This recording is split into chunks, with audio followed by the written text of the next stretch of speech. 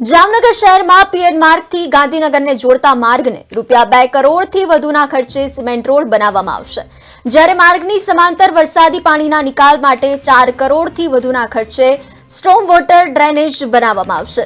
Chairman Nilesh કગથરાના અધ્યક્ષસ્થાને યોજાયેલી જામનગર મહાનગરપાલિકાની સ્થાયી સમિતિની બેઠકમાં કુલ 8 કરોડથી વધુના જુદા જુદા કામોને બહાલી આપવામાં આવી હતી।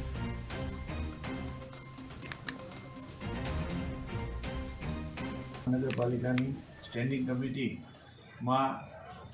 માનનીય કમિશનરશ્રી દ્વારા કુલ 17 દરખાસ્ત મોકલવામાં આવેલ હતી, જે આજરોજ મળેલ સ્ટેન્ડિંગ કમિટીમાં 17 દરખાસ્તને બહાલી આપવામાં આવેલ છે, જેની કુલ કિંમત 8 કરોડ 79 લાખ જેવી થાય છે। આ દરખાસ્તની અંદર જામનગર શહેરના અલગ અલગ વિસ્તારોની અંદર રોડ રસ્તાના કામ હોય, ભૂગર્ભના કામ હોય, તેમજ મુખ્ય કામ જે કહી શકાય તેવું જામનગર મહાનગરપાલિકાના વોર્ડ નંબર 3ના વિસ્તારની અંદર પટેલ કોલોની શેરી નંબર 12માં જે કોર્ટ બિલ્ડિંગ નવું બની રહ્યું છે, ત્યાંથી